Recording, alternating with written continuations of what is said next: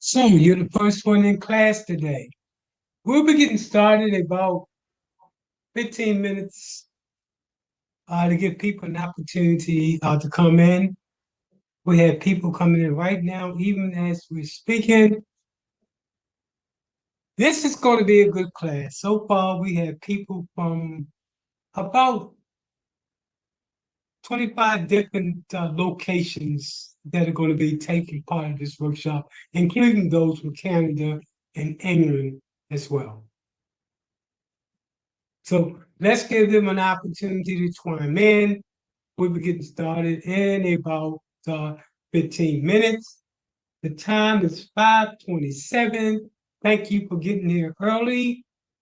Know that everybody that attends this class, in addition to getting a wealth of information, you also will be getting a certificate that you can use as you go for grants. One of the things that funders like to see is that what type of professional training that you're taking. So this gives you an opportunity to present that presentation. So we do have two people in class so far. Give a shout out. What state are you coming from, and what's the name of your nonprofit? As other groups begin to chime in, anybody can jump in.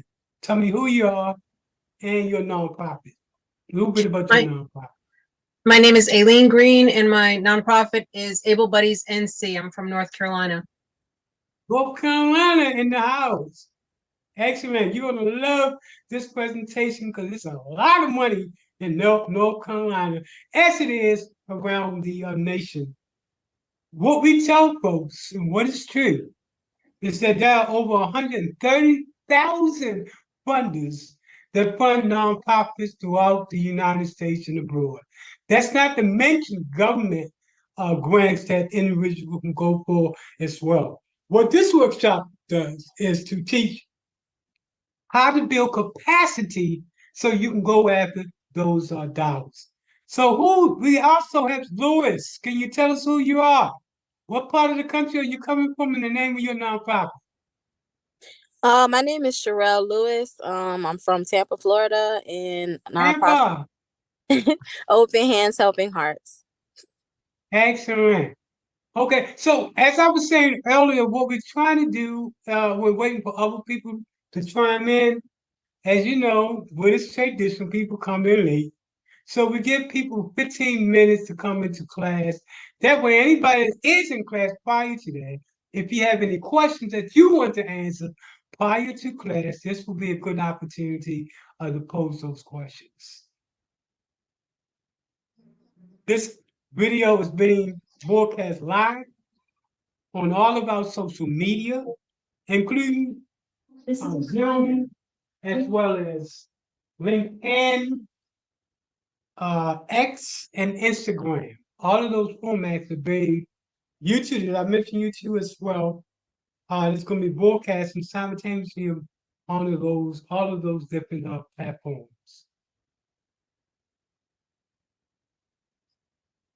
So, Louis, what is it that your nonprofit does? I actually work with disabled clients. I assist them with I guess pretty much you would say like home health aid. I assist them with their daily tasks in life. So I have that. I have my own agency. Yeah. Are you a for-profit or a nonprofit? Nonprofit. Oh yeah, you're at the right place to be looking for the moolah. So, Green, tell us about your nonprofit. Give us a little bit of information about your nonprofit.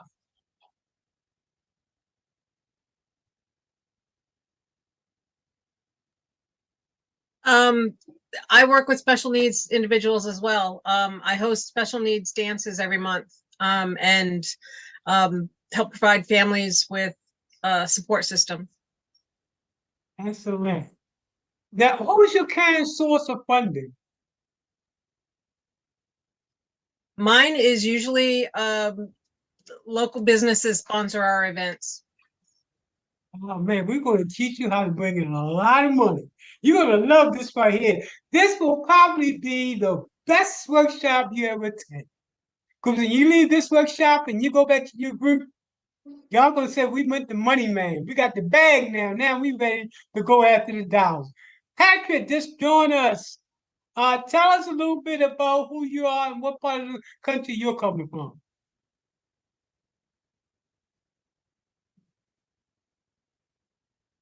Patrick, are you here? Can you unmute yourself? Tell us what part of the country you're coming from.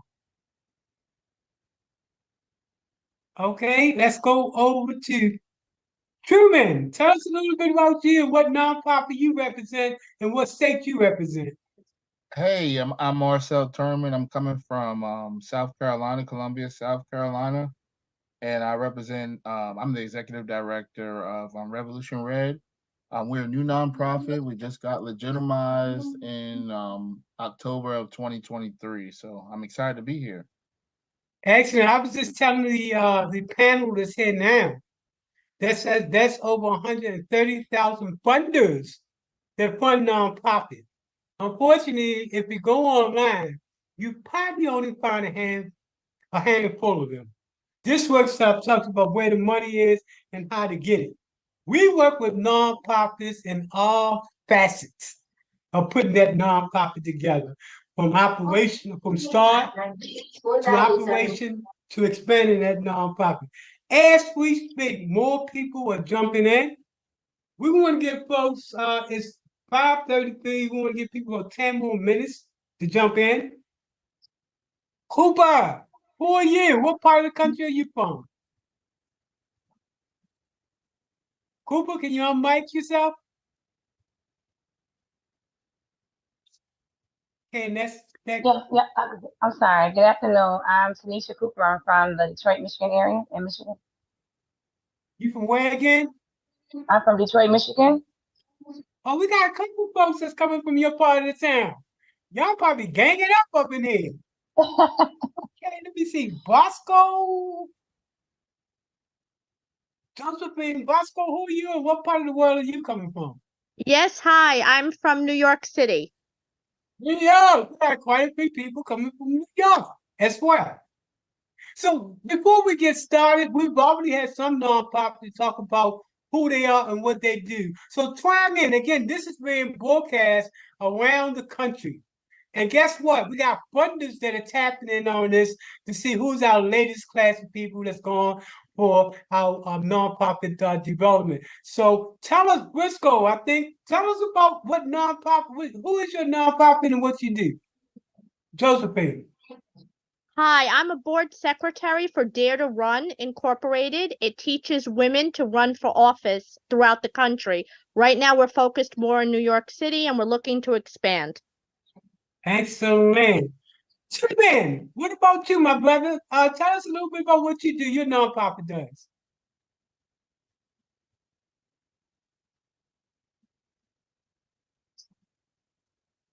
We have someone that just popped in. Williams, tell us about who you are and what's the name of your nonprofit and where you're located. Williams, can you unmic yourself? Yes. Hello.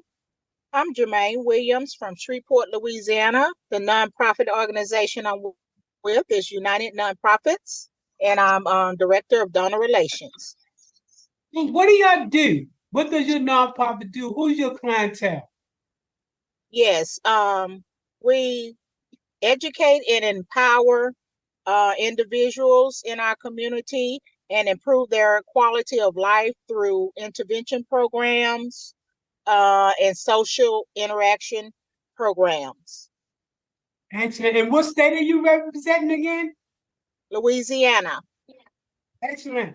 Okay, we just had Tiger to pop in, or did Tiger go back out again? James Books, who are you? What part of the country are you from? Can you unmute yourself? We can't hear you.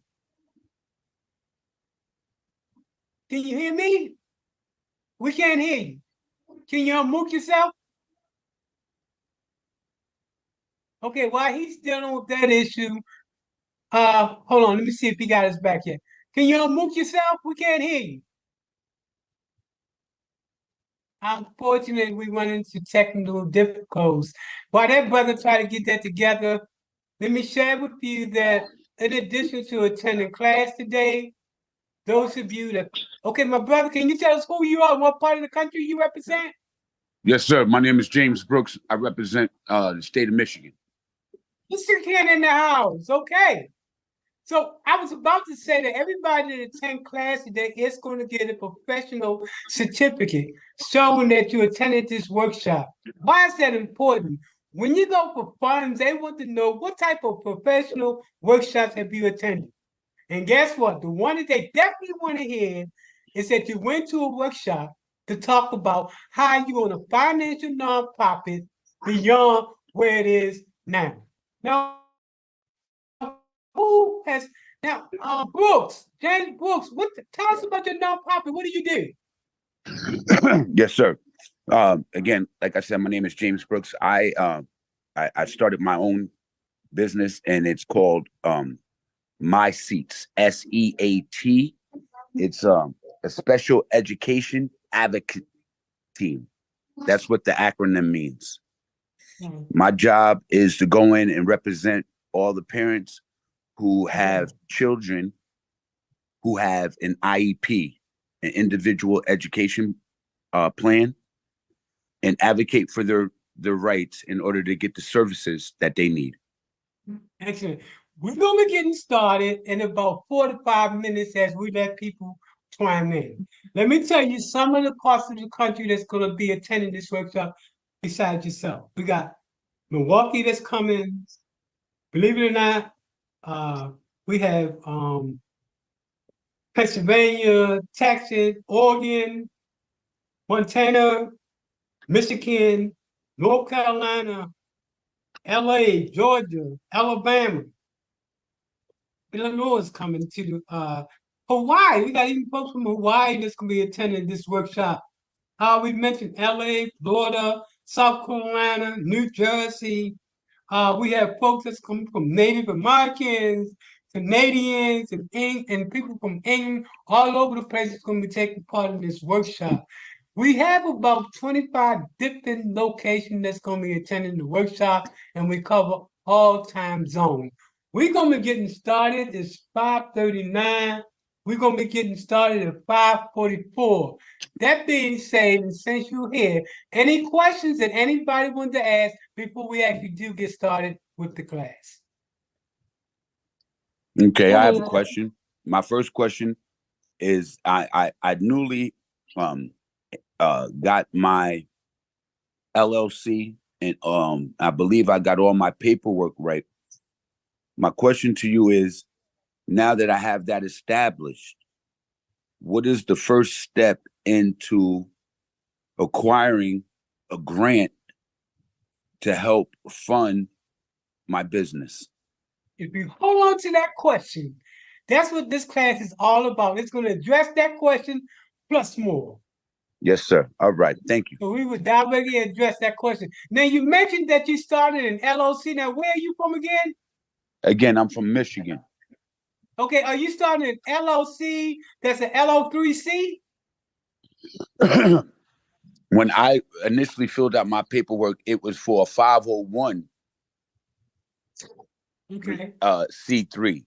But that's another question I have, is when I initially filled it out, it was for nonprofit. Right. So that is the part that I need to figure out, because when I attempted to get funding from business cards or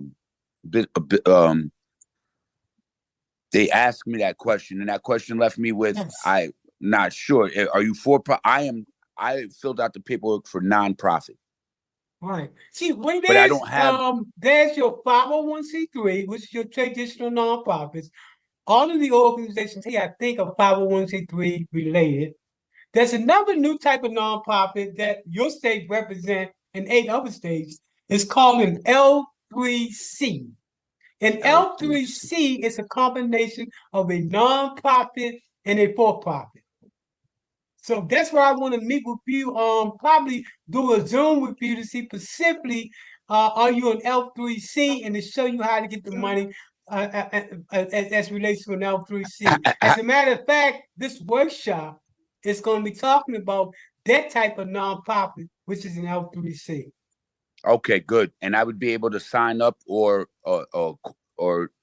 I'd be able to gain one. Would I be able to apply for that? You definitely will if you're not already. That's why I want to look at what you have now, and you can probably just convert it to an L3C if you're already a nonprofit. What happens is that everybody here in LLC, they become afraid because LL3Cs traditionally are for-profits. However, it's this new type of nonprofit that's called an L3C. And the states that represent is Illinois, Louisiana, Maine, Michigan, Rhode Island, Utah, Montana, and Wyoming. These are the only states now that represent what we call an L3C. But we're going to talk about what are the benefits of starting an L3C. So, folks, we got 1 minute, and then we're going to go ahead and get started. And then what's going to happen as people come in, then they come in. Anything else? Good evening. This is Tanisha from Michigan.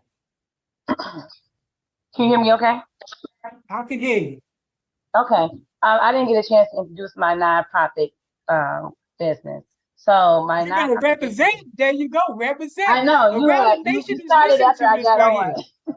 Yeah, you went Definitely, with the because lady that was after me. I have go a ahead. I'm nonprofit sorry. Go ahead. Represent. okay, I have a nonprofit called Michigan Native Youth Program, and that Native program youth. is Okay. Native American in the house. yeah. So it's that's targeting Metro Detroit area students ages 8 through 18. I've been in having my company has been in business for a year. I have applied for 501(c)(3) a couple of months ago. We focus on what I have is called monthly talks. We have talks once a month in which we get the youth together. I have a hall I'm partnered with in which they come in once a month. We teach them life skills. We teach them mannerism. We teach them etiquette. We teach them how to do an interview. All those things they need to go out through life with learn how to take care of themselves. And I also Listen. every year I sponsor a Black college tour with them. It's a 1 day trip that we do. That's this month actually. So That's that's pretty much it. So that's a yeah. that's a So great idea. so and I It do is. the back to school. I do the back to school events. I do mostly I like this in Easter. We're doing an Easter event for all the community kids or whatever. So I'm glad to be on this call today, and I look forward to get some more information to help my business out. Thank you. Excellent. I'm going to be can- bringing up the presentation. I just wish I could ask her a question. Was she able to get any funding yet for her? I have not gotten any funding yet. I have to apply for grants, but I have not received Right. one yet. Me too. Okay. Well, you come to the right place because we show you how to get the money.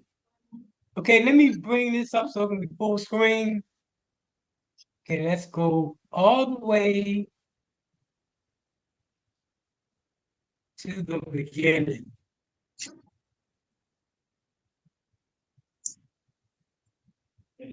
Okay, folks, let's get started. My name is Michael Randolph, and I'm with the Center for Nonprofit and Community Development. And what we do is to provide assistance to nonprofit and small for-profit startup business. Today's workshop is an informational workshop on how to start, operate, finance, and grow a nonprofit. A lot of times, folks know how to start a nonprofit, but they don't get the money to operate a nonprofit, nor to finance. And more importantly, they don't get the information necessary to grow a nonprofit. So let's get started. By the way, everybody's going to be getting the presentation that we presented today. In addition to this, and this is very, very important, make sure you email me with the name of your organization or your name related to the certificate for this particular professional grant writing workshop. So make sure if you want to be in your name, I'll put it in your name, or if it's in your organizational name, I'll put it in their name. That being said, folks, let's get busy. So again, we are the Center for Nonprofit and Community Development. We are a 501c3, and our mission is to provide innovative, practical, and top quality products and services that save time and improve the way nonprofit operate. The fact of the matter is this. Most nonprofits within the first 3 years of operation fail because they fail to have the strict infrastructure necessary to go after the funding necessary to fund their nonprofit. That's what we do. We teach all of that. So this lists the different types of services that we provide. Because we provide what's known as a holistic approach to nonprofit. Anywhere from how to do professional grant preparation, professional business proposal, business projects. As you can see, that list goes on and on. What's most important is that you go to get this list and determine what about service that you need. One of the services that I strongly suggest every nonprofit to do is board training. Board training is so important because as you begin to go for funding, they want to know what type of training has your board had. Added to that is that we provide an affordable professional training to nonprofits because we are a nonprofit as well. So this is a little bit of information about me. I was born in Baltimore. I have over 40 years of training. That's a 20 years of training in terms of doing the type of work that I do. As you can see in the picture, this picture is me teaching students at the University of South Florida on how to do grant development. I've also taught the classes at Johns Hopkins in Baltimore today, grad students, on how to do grant proposals and start nonprofit. I decided at one point that I don't want to teach the elite. They got the money already. These grad students, I want to teach regular people who are trying to resolve regular issues how to get money for that nonprofit.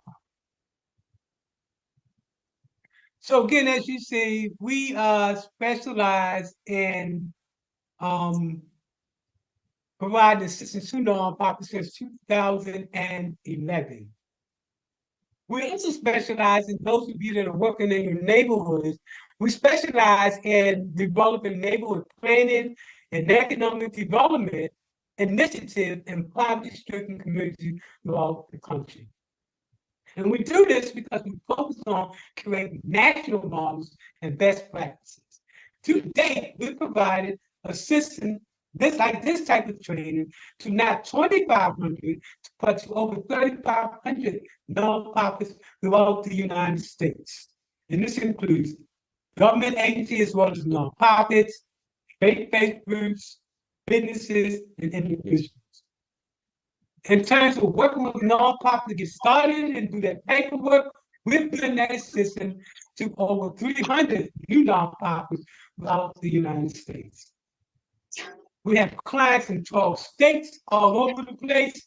We just added 3 states to this, but we're all over the globe when it comes to working with nonprofits.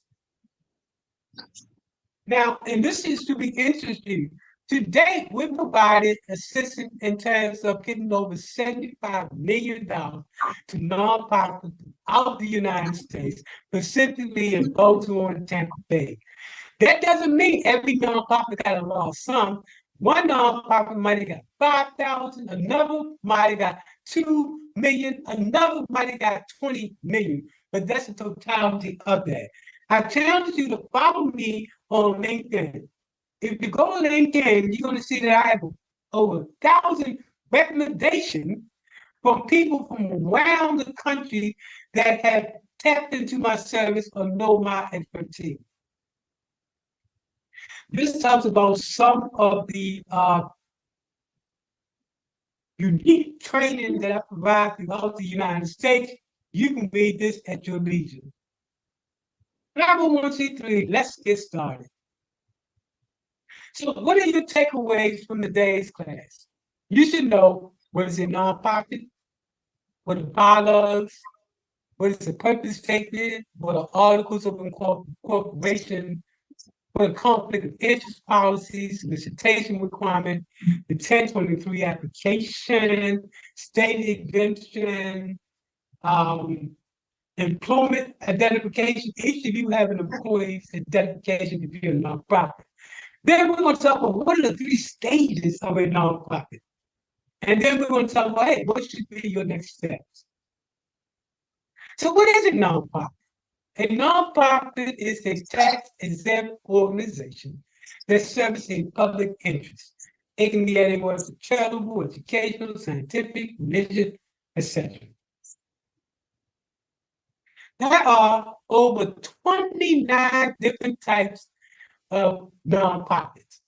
The nonprofit class we're taking tonight is what's known as a 501c3.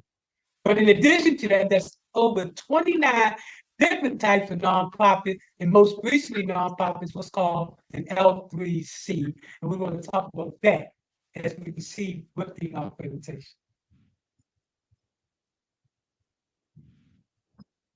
Okay, so let's talk about, give me 1 second, I think I got ahead of myself. Give me a second while I go.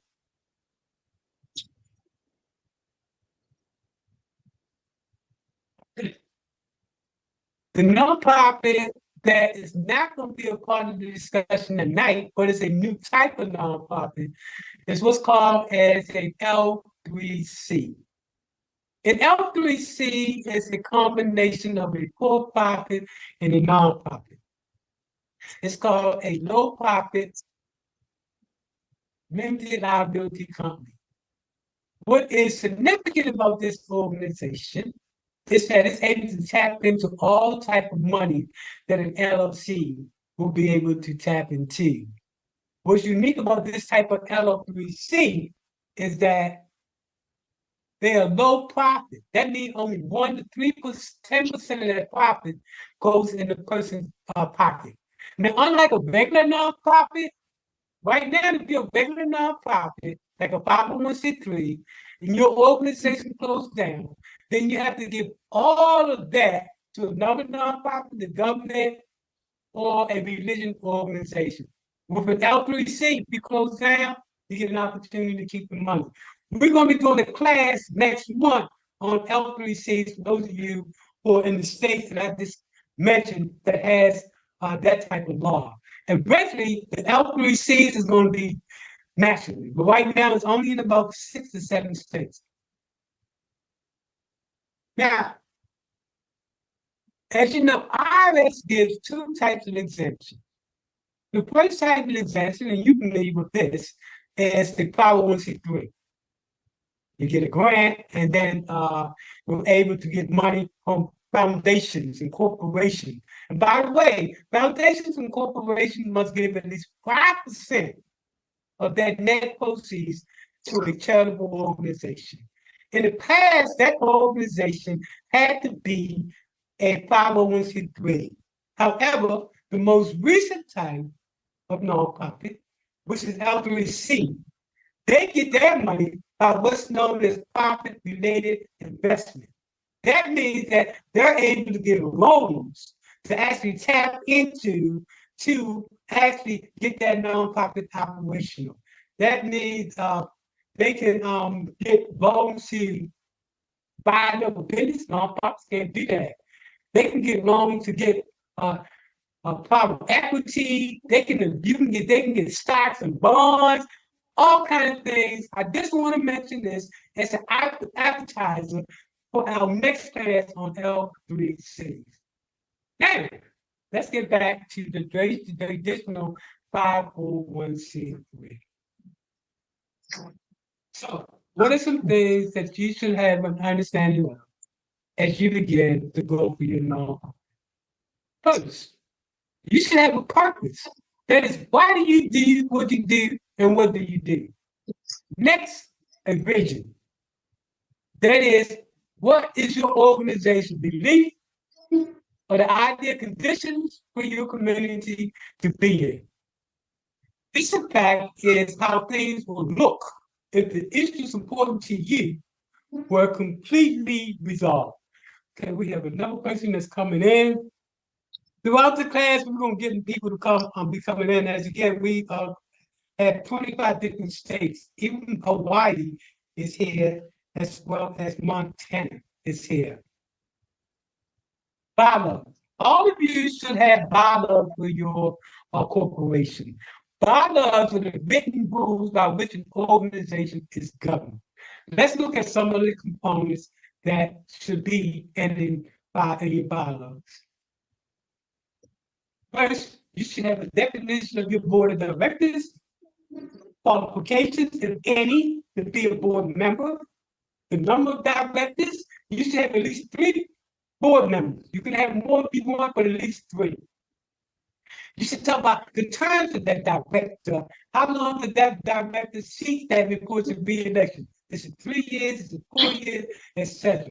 Along with that, these are the other components of your articles of incorporation that you can look at when I send you this presentation. But time doesn't permit me to do each one individually. Your articles of incorporation. Well, your articles of incorporation is that first document that you put together to get recognized by the state. Your article of incorporation is sent to the state that you represent, that you live in. And what that state does is to sanction you as a nonprofit. Once you become a nonprofit, the next stage is to become a 501c3 status nonprofit. So what are the different components of your article of incorporation? And I'm going to mention a few. Your name should be there, whatever that is, the duration. And that duration should say you're going to be around forever until you close. Keep in mind, some corporations, for whatever reason, they might come into operation for 3 years. That is, they want to do some contracts or something like that, and they're gone. Nonprofits stay around forever. Then we mentioned earlier your purpose. What is the purpose of your nonprofit? Why do you exist? Dissolution.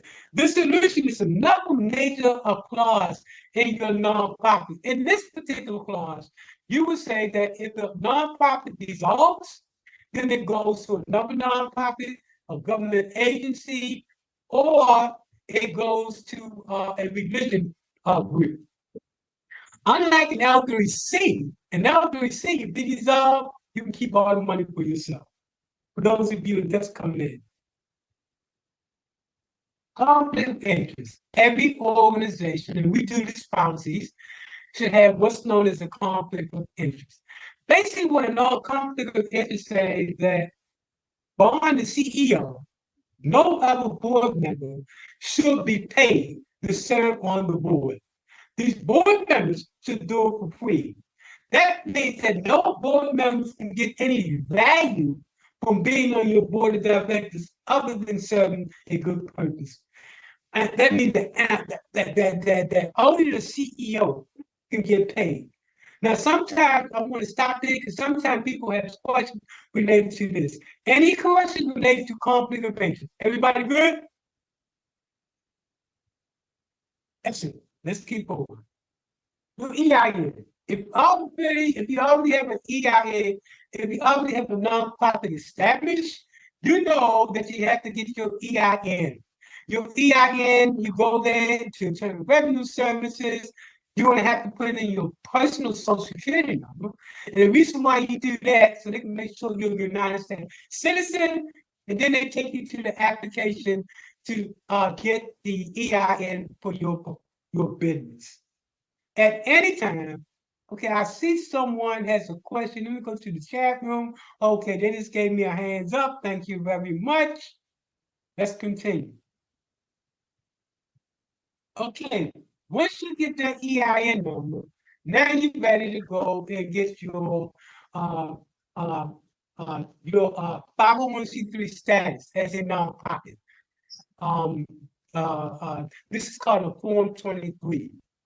We work with nonprofits that just got started, and we provide them with the training they need as a new nonprofit. And we've had nonprofit in that first year bring in anywhere from $50,000, in the second year it's 150,000 on up. So anyway, this is how to get started. You complete what's known as the 1023. We also, if you don't have a nonprofit, if you're interested in starting a nonprofit, we also work with you in completing your 1023. In most states, and not every state, they have what's known as state exemption. That means that you don't pay any sales taxes. In Florida, it's called a DR5. Most states, but not every state. I don't think Montana has a tax state exemption. What's important about that is that when you go to the store to buy something, if you got a state exemption, you pay no sales tax, and over a period of time, that adds up. Solicitation. Most states require that you file with their state agency for solicitation. I just learned recently, among those states that don't have this, I think it's Arizona doesn't have that requirement, or Mississippi, but most states, like the state of Florida, requires that you complete what's known as solicitation. Make sure that your state doesn't require this, because you can get penalized if you do not follow this solicitation every year. You can actually get penalized and lose your 501c3 status. Okay.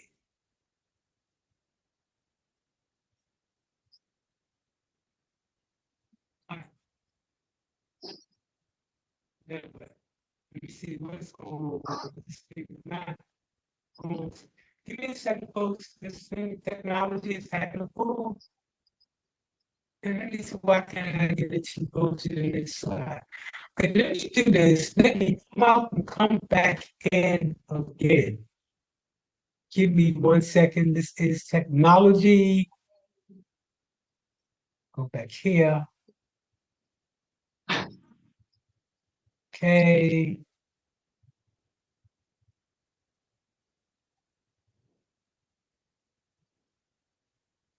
For some reason, this thing is not letting me go to the next slide. Well, let me try to figure this out. Let me come back out again.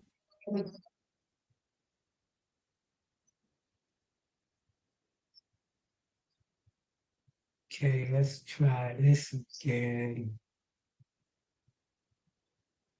See what happened. Okay. Let's see. Yeah, I'm gonna have to do it this way, unfortunately, because it will not let me do it the other way. That being the case, let's go all the way to where we stopped off at, and then we'll take it from there.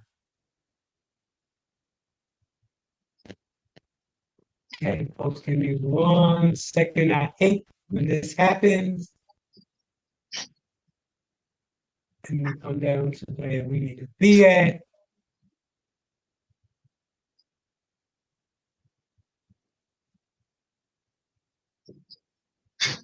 Continue on.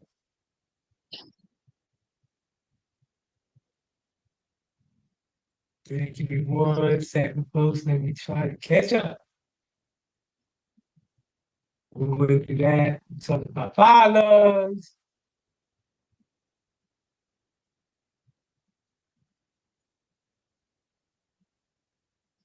Okay. Couple of pages.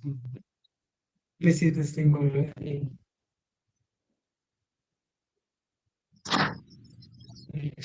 Get back in 1 second, folks.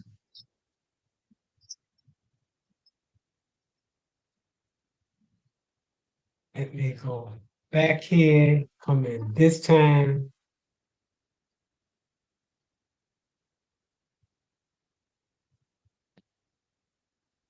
Okay, 1 through the 1023. We did the state.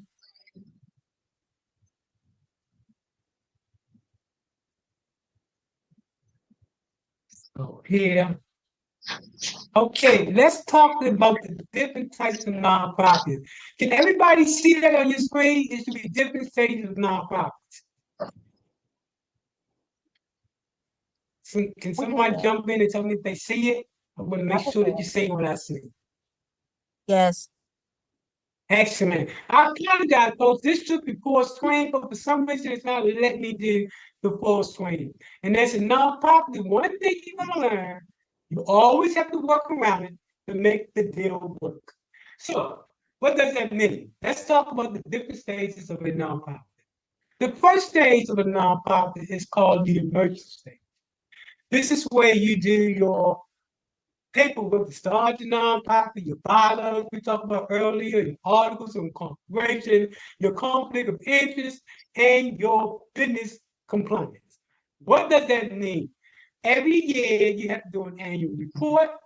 Every year you have to do your taxes, and every year you have to do your tax or your solicitation in that state that you're located. Okay, let's move down.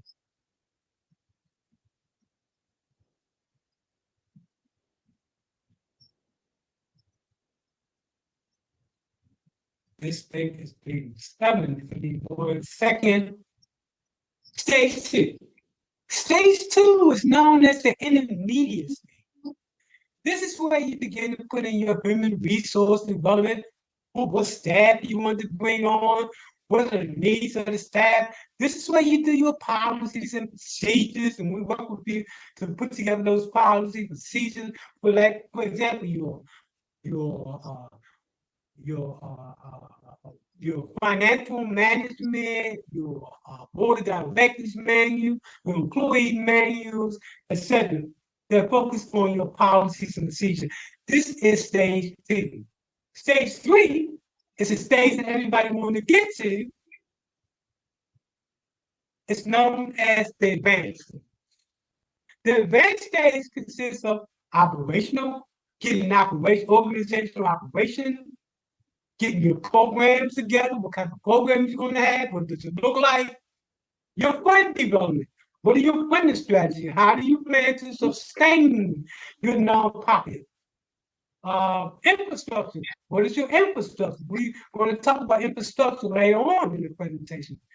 Financial management. This is where you begin to talk about here's how we plan to make sure that we got funding sustainability beyond the grant that we're receiving. And then you want to talk about how you're going to market it. That's very important. A lot of nonprofits do not know how to market. Then public relationship. What's public relationship important? Someone comes to your nonprofit and you got an employee that's got an attitude. Guess what? That's going to reflect on you. And then most importantly, and I can't overemphasize this, is your online presence and viability. That includes Facebook, X, Twitter, etc. Okay, we got one more person coming in. And maybe wait till it clicks on the next slide. Give me 1 second, folks, while I get to the next slide.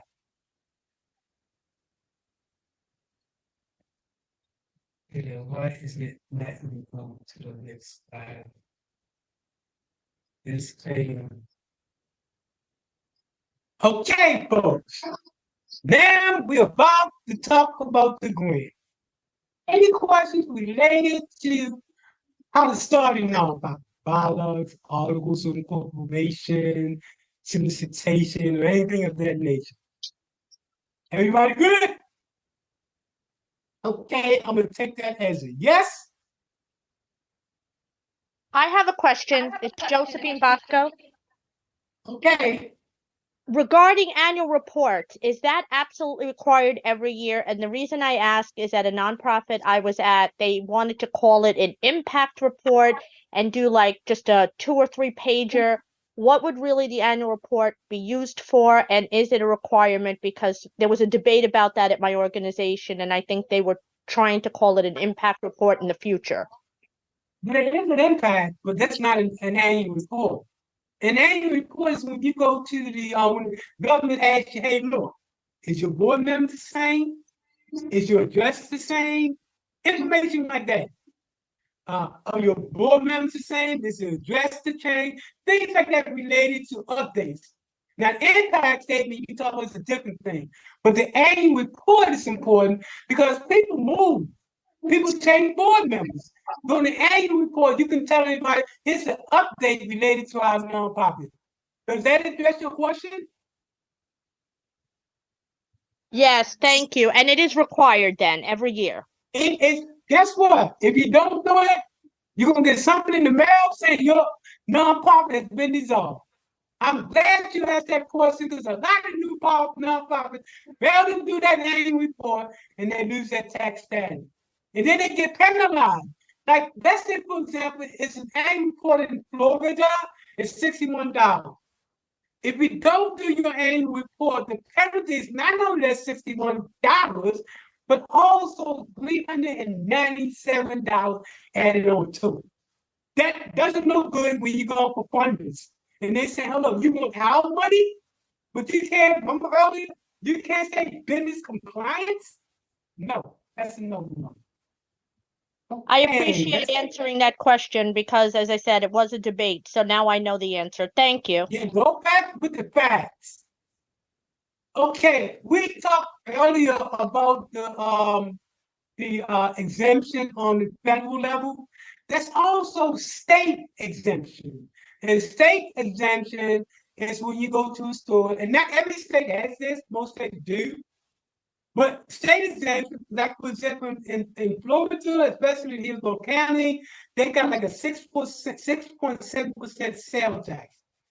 If you get your state exemption, this is not your federal, this is state exemption, then you'll have to worry about paying that 6.7%, and that adds up over a period of time. Okay, let's continue. Solicitation, the 10-100. This form right here is critical. Why do I feel like we covered this already? I think I need to. Yeah, this is where we should be. But everybody tell me. And let's go back again. Let's talk about the different objectives in this section. This section is going to talk about the different types of grants. It's going to describe the different grantors. Who do y'all think a grantor is? Can anybody tell me what a grantor is? Anybody? A grantor is the person that gives the money. So that's what a grantor. You always want to know who the grantor is. Then we're going to talk about how to identify tools for filing grants. I told them earlier, and I stated that there were over 130,000 foundations and corporations that give money, national and international, every day. You know, every year, but a lot of people don't know about it. A lot of people try to Google it, and all they will get is 1% of the foundation. We're going to talk about later on where do we go at to find out who those 130,000 funders are. That increases your chance of getting a grant. Okay. So this is very important, folks. What do funders look for when they are prepared to provide you with their grant? In addition to being a grant writer, I've also served on panels that award grants. That is, I was a funder. Here are the things that they look for. They're not going to tell you this. One of the things they look for is, what is your sustainable financial model? We're going to talk about that later on in class. They want to know, how is your organization different than other nonprofits? What's the hard and soft data that support the position of your nonprofit related to the problem? We're going to talk about a statement of problem later on, and what does that entitle include? They want to know your measurement tools. You measure success. We're going to talk about that a little bit later on as well. Then the reason for you starting your nonprofit, that's important. Because, for example, if you start your nonprofit to make money, then you probably won't get that money. But let's say you start your nonprofit because you saw it wrong, that need to be right, and you wanted to start a nonprofit to right that particular wrong. Then what values do you have? Folks want to know, what is your value? This is key also, folks. Networking. Who are you networking, partnership, and who are you collaborating with? That's very important when you write a grant. Who are you partnership with? And then, and most importantly, they want to know your accounting procedures. We work with nonprofits to put in appropriate accounting procedures in order to assure the funder that you are doing what you need to do to protect their money.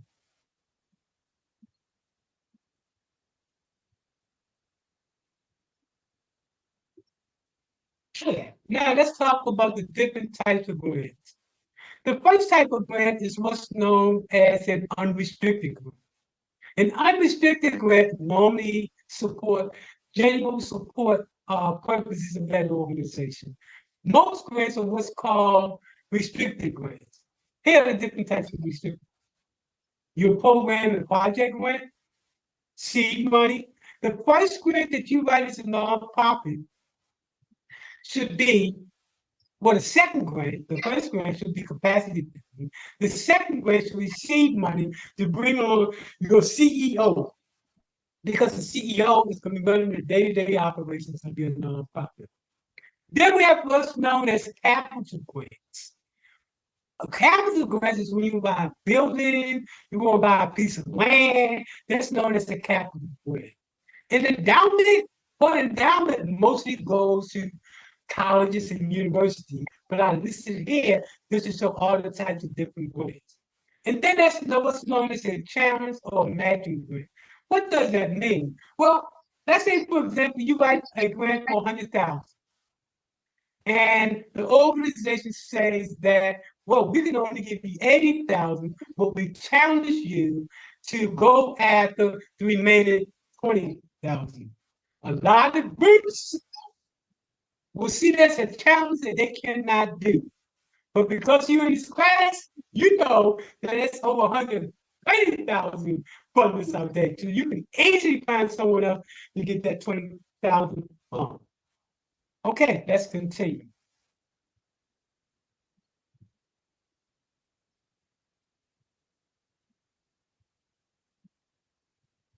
Give me 1 second, I'm trying to manipulate this in the background.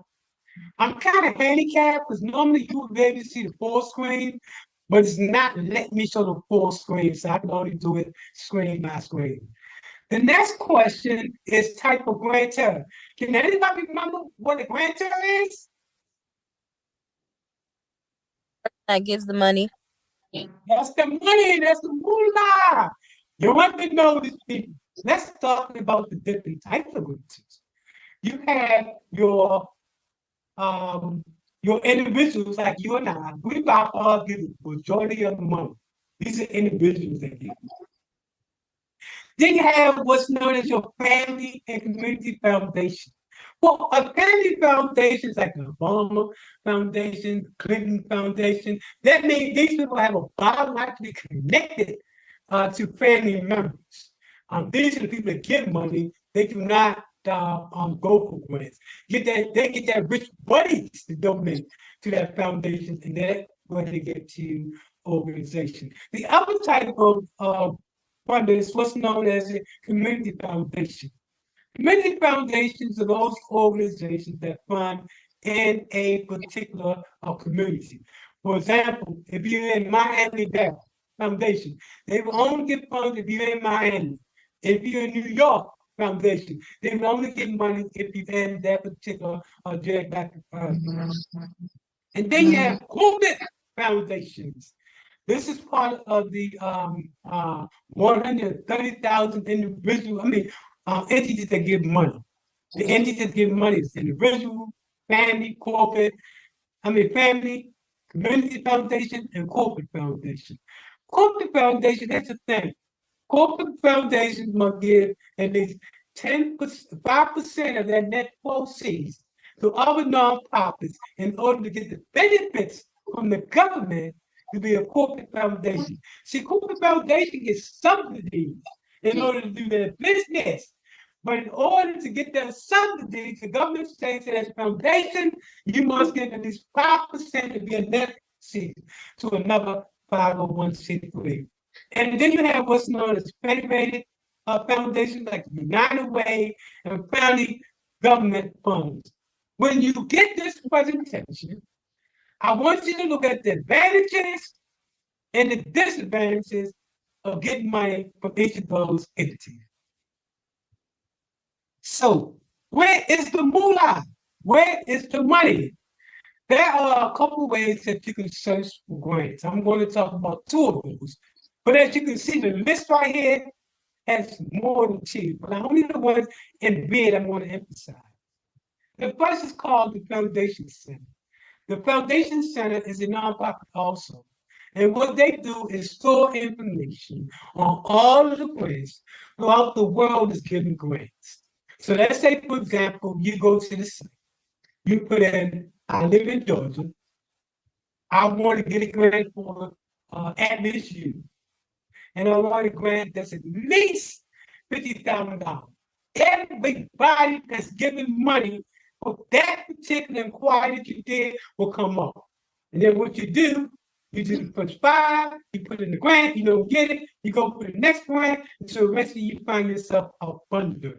That's what I'm saying. Most nonprofits get funded if they understand how the game is played.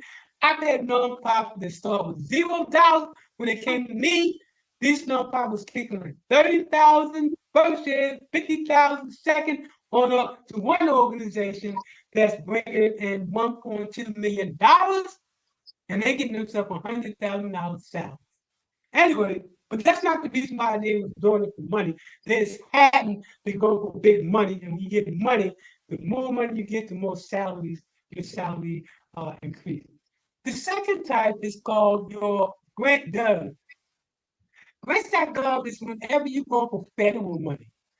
You go to grant.gov, you put in a search for a grant. Now, here's what you should know.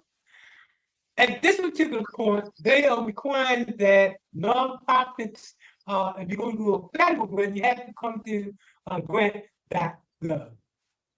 Okay, let's continue on.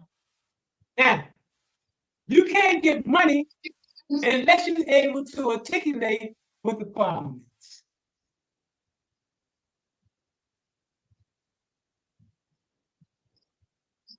What do we mean by the problem? What we mean is you need to talk about the specific condition that you want to change. For example, you got a mother, she lost her child to teenage violence in the streets. The problem she's trying to solve is reduce the number of census clinics. Each of you have a purpose. That's a problem, because that's why you're a nonprofit. You solve problems. You're going to have to be able to articulate to the T what that problem is. Who does it affect? And you can get to more details when you get this presentation right here. Okay, let's continue on.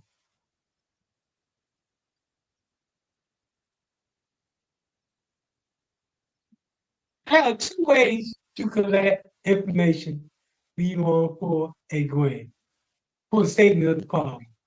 The first is called quantitative research.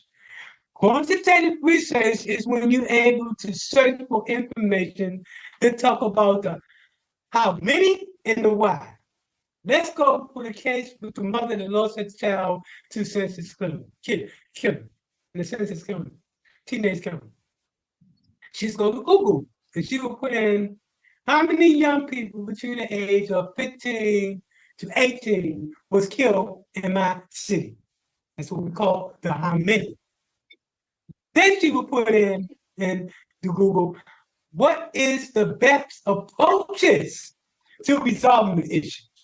That's what she's gonna go, she's gonna get that type of research. That's called quantitative research. The next type of research is called qualitative research. Qualitative research is subjective. This is when you begin to bring together a focus group. And let's say, for example, you're trying to reduce teenage pregnancy. Well, in this focus group, you're going to ask questions like, why did you get pregnant? Why did you get pregnant? What do you want to tell other young people about getting pregnant? And what would you suggest of an approach to stop teenage pregnancy? So quantitative research deals with the subjective, the person himself. You can do an interview, you can do a focus group, or you can do a survey. Okay, let's continue.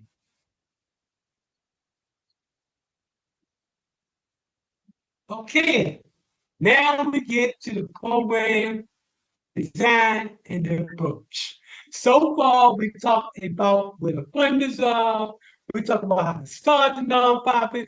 Now we have to go to talk about what program do we want to get funded, and what does that funding program consist of. Before I move to the next slide, any questions? Everybody good? Good. That's what I like to hear. But just know if you do have a question, feel free. I'm also going to give you an opportunity to ask any question at the end as well. Now, here's the key components when we're talking about the program design. The first thing you want to do related to your program design is you want to know, what is your goal? A goal is really about the impact or outcome that you want to bring about. For example, remember that mother that lost her child to street violence? So her goal would be to reduce teen violence. Or if we're doing teenage pregnancy, the goal would be to reduce teenage pregnancy. Now, once you identify your goal, now you want to talk about what is your strategy. Your strategy might be, well, we're going to bring in high schools, we're going to bring in youth, we're going to bring in all these different entities together to put together a strategic approach. After your strategy is your objective. Your objective talks about the final result. Your objective should be specific, immediate, measurable, practical, logical, and you should be able to evaluate it. So if the goal of your organization is to reduce teenage pregnancy, then your objective will be, for example, to provide aftercare for 300 youth in the area of Chicago for a period of 6 months. That's when you begin to talk about your objective. Now, there are different types of objectives. An objective can be behavioral, you're trying to change a behavior. It can be performance, you're trying to change somebody's performance. It can be a process, or it can be a product. For example, you want to create a book, a workbook for people that's taking part in your training. Okay, folks, let's continue.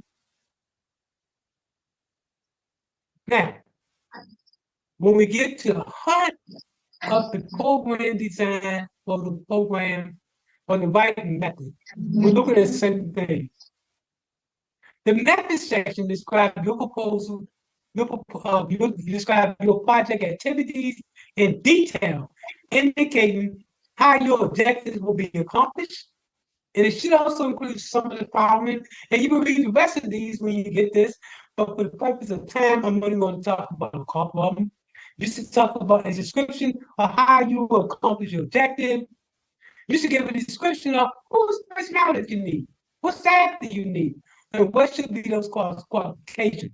You should also have a description of what facilities are you going to need, what equipment do you need, and what material you're going to need as well.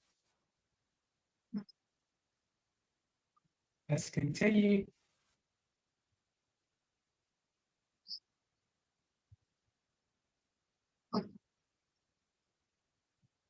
Okay. The first part of your proposal, this is the first section. When you're going for a foundation or corporation grant, this is not the case when you're going for a federal grant. But when you're going for a foundation or corporation grant, they want you to put together what's known as an introduction to your organization. This is where you begin to talk about the credibility statement that describe your organization, professional and organizational qualification, and establish the significance of your idea. We work with folks all the time in terms of putting together an introduction statement. Conclusion. It is at this particular point when you begin to talk about the conclusions where you begin to give a probably a 1 or 2 paragraph that talks about everything in the proposal that you talk about. It should be our catch. This is your opportunity to sum everything up that you talked about. Here's another thing about the conclusion. Nowhere in your proposal should you talk about emotion. However, in the conclusion, when you get to that last paragraph, for the mother that lost her child to street violence, this is where she say, hey, I'm starting this nonprofit not out of joy, but I'm starting this nonprofit because I lost my only child to street violence. And the only way I can heal is by helping others. Making compassion. That's the final statement you're going to make when you get emotional. No place else in the grant should you get emotional. Okay, let's continue. Okay, and then the way you get that information out is by your newsletter, your websites, any pamphlets that you have, any speeches and press releases. This is how you get the information out. It is so important that you remember that your funders, when you get out this information via your newsletter, news press release, your website, you have to acknowledge who your funder is. If you don't acknowledge who your funder is, when you come back for a second year funding, they're gonna say, yeah, I'm sorry, we really don't have the money. And you gonna say, but you're rich. Say, yeah, but we also wanted you to give us the publicity. Because what happened is that nonprofit, if that for-profit corporation had to get publicity, they had to pay hundreds and hundreds of thousands to get a TV advertisement. As a nonprofit, you get all that for free. So they definitely want you to mention them. Okay, let's continue.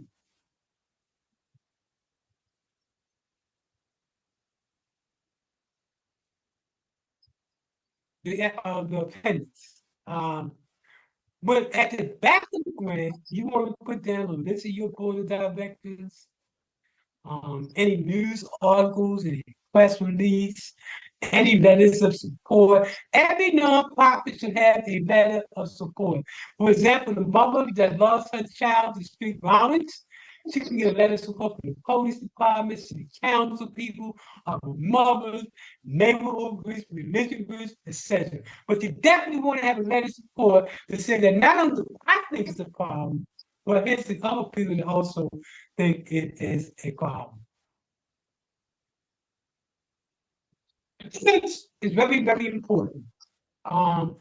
You can have an excellent grant, but if you don't follow the plans that organization that's giving the money wants you to follow, then you can lose that grant. I've seen people that had a runaway grant that should have funded, but they forgot to put numbers. For example, if that fund to tell you the number to pay, you want a number to pay. If that person tell you double space, you want a double space. The grant will always tell you the format that you have to use. Make sure you read that format because you put all that time in. And sometimes it can take anywhere from 3 to 6 weeks to put together a proposal. And naturally, you're going to lose your proposal because you didn't number the page. Okay, let's continue on, folks. Evaluation. Evaluation is when you begin to talk about how do you plan to prove that your program is successful. Let's talk about some different models that they use for evaluation.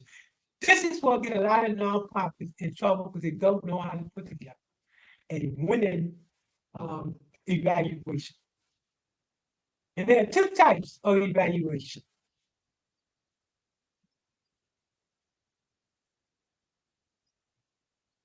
Okay, let me see if this thing will work with me.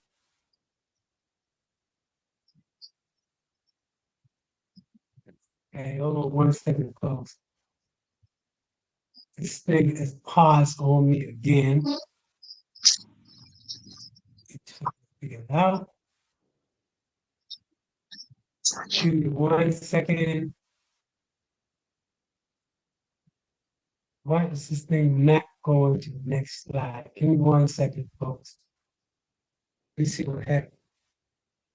Get that. Let's go to the next slide. And this thing will be acting up on me. Hold on.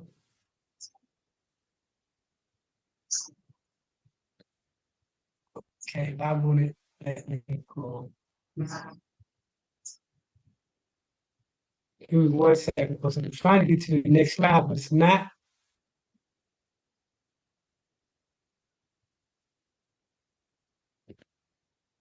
Okay, good. Wow. One type of evaluation is what's known as a goal-based evaluation. Well, what a goal-based evaluation is mostly for nonprofits, been around for a while.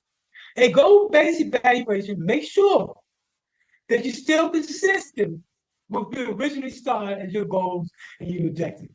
You have some organization that's been around for 30 years, and originally that goal was this, but that goal has changed. That's why you do a goal-based evaluation, because they want to know it's the same thing you started out, it's the same thing that you're doing now. Some of the parts of the goal-based evaluation in terms includes the process and activities that you're doing, as well as outcomes.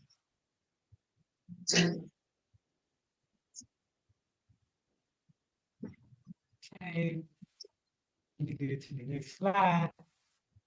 This thing is acting. Oh man, hold on, we're gonna get through this, y'all. Because, like I said, as a nonprofit, you always find things around in order to get you where you need to go at. Like this. Okay, I'm clicking on this without this coming up in a second.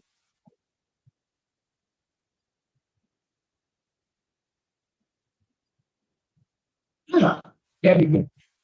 The second type of evaluation is known as a logic model.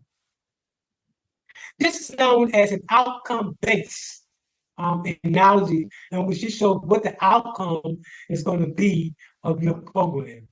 You start with the goal, and then with the goal, you start to create this model. The first part of the model is the what. What are your process objectives? The second model is a how. What are your activities? The third part is a who. Who's going to do what? The next is the why. How are you doing it? And who benefits and what's going to be the outcome? And then the next is the evidence. For example, if you're doing a class, your evidence will be signing sheets. So you always have to have evidence to show you came in towards the people that you came in to. And then the next section deals with your strategy, and finally the last part deals with your timetable. Okay, all right, it went to the next one. The first time it didn't do that. Okay, the last type of evaluation is called a theory of change.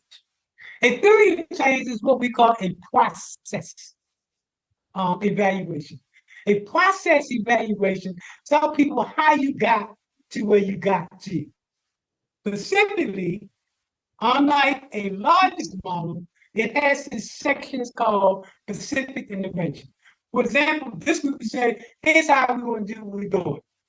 We're going to have individualized children 3 times a week for 20 minutes, and it's going to cover these particular areas of literacy skills. So the process evaluation say how often are they going to have it, what they're going to have, and how long it's going to happen. And then that's when you begin to talk about your community problem as well as your outcome. This is going to be better when you get an opportunity to get this in hand. Okay, let's move on, folks. We're getting there. Stick with us, we're getting there. We got a handicap because this machine is acting a fool. Big organization, you. The next thing is, what about the organization? Is the organization ready to get it away? These are things that you should take into consideration. Organizational capacity means that you're able to address the question of the why, the who, the what, the how, and the how much.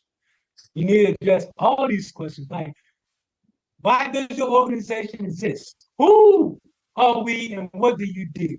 Now, you also have to have organizational infrastructure. We talked about that early on in the presentation. Organization infrastructure means you got policies and procedures in place. You have your staff in place. You have your program sustainability in place. You have your physical control. And you have what's known as a SWOT analysis. We're going to talk about that in a little bit.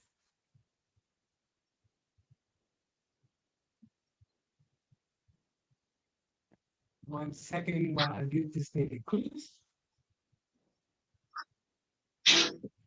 Okay, folks, we're almost near the end. Let me get this pop up. There we go. Now, the other important thing that you want to have as you begin to build infrastructure is what's known as the 5-year strategic plan. We work with you also in putting together your 5-year strategic plan. So what does that mean? What are the different parts? Well, your strategic plan will have your goals, your strategies, your objectives, your tactics, your operational and methods, and your budgets. Earlier, we talked about a SWOT analysis. Most organizations that are your top 500, Fortune 500 corporations have this put together. The funder is not going to require you to do this, but you're always going to have that extra. And putting together a SWOT analogy in your second year is going to be a big plus. So what does a SWOT analogy consist of? Well, it talks about your strengths. What are your strengths are? It talks about your weakness. Any organization that tell you they don't have a weakness, don't pay attention. Every organization has a weakness, even your Fortune 500. You have to be able to articulate what those weaknesses are and how you plan to resolve them.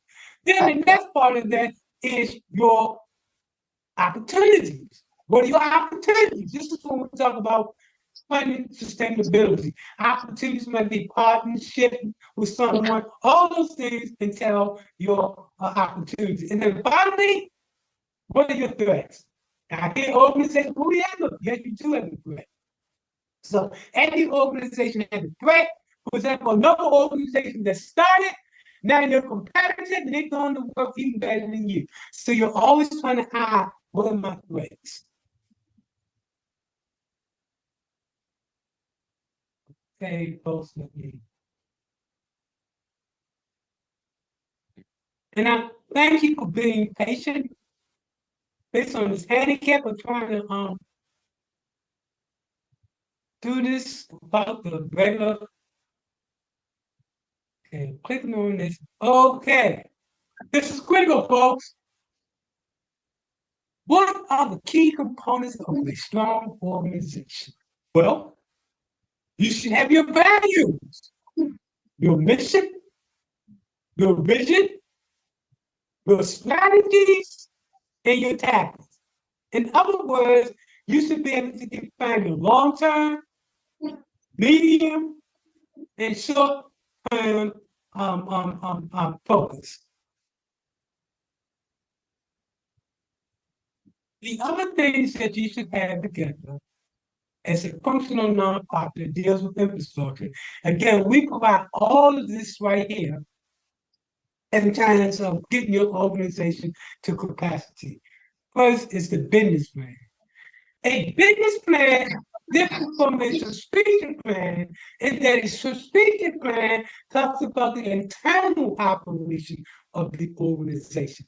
A, a business plan, on the other hand, a subscription plan talks about the internal operation. A business plan talks about the finance and your method of entrepreneurship and bringing in money. Then you have what's known as an operational plan, a financial management, a fundraising strategy, a safety and risk management package put together. We do that as well. You have to have a marketing and branding focus on how do you market and let people know who you are, and then partnerships and collaboration. Okay, folks, we're coming near the end, but it's like it's forever because it's the same. And then we click here. But then, now let's go down to different models on how do you create a sustainable financial model. Okay. Basically, you want to talk to the funders about how do you plan to assure that you're going to have future funding. Here's the model that we use.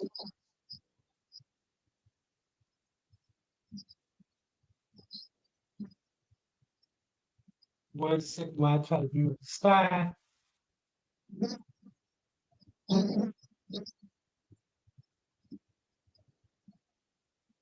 Okay. In terms of funding, this is the model that we use in order to show how we're going to be sustainable. The first thing we do is put together what's known as resource and revenue. There are different ways that you can bring money into your organization. Of course, it's the traditional way of grants. But organizations that only depend on grants will fail when you don't get that grant. The other thing you can charge is a fee for service. You can actually charge people, it might be a nominal fee, but that's the way of bringing money into your organization. I've worked with nonprofits for over 35 years.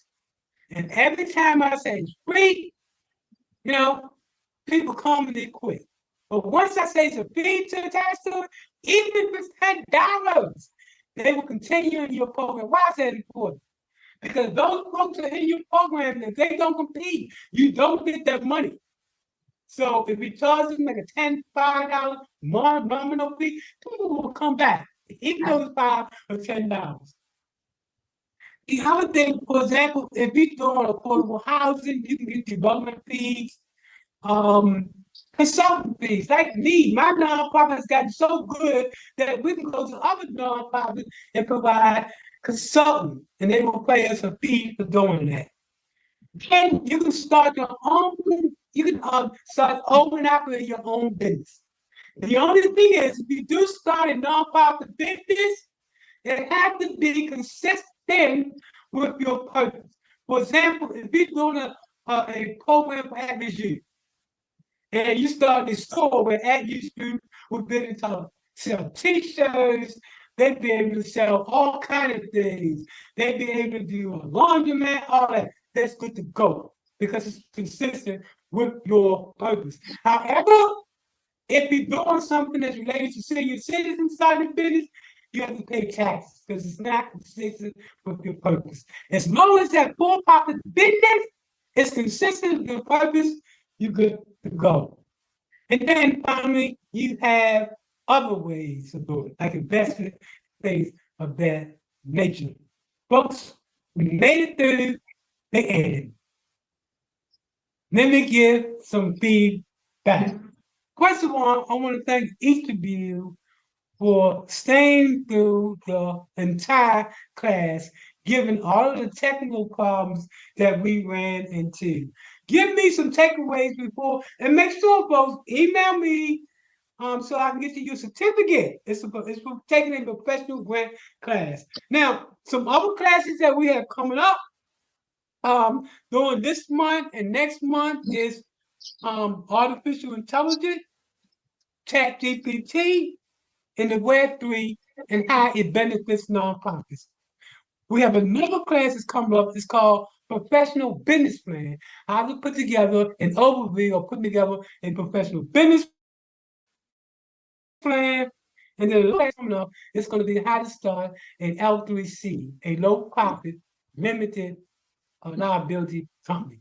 That being said, any any takeaways, anything that you want to share with us? But this note for those that are listening on YouTube, those that are listening on LinkedIn, we got you. We haven't forgotten you. This thing is going national on all those platforms. And we have over 25 different states that are participating in this. We got Hawaii in the house. We got Native Americans, we got Canadians, we got people from England, all over the place in different time zones. So that being said, any takeaways, anything anybody want to say before we get out of here this evening? That being said, I want to commend you on coming through our difficulties that we had with the PowerPoint presentation, with the stage, which means that you felt that this information was necessary. People that take this class, they think differently. All of a sudden now they're in the game. They understand how the game is played. And they're not part of the 9 out of 10 nonprofits that fell in the first 3 years.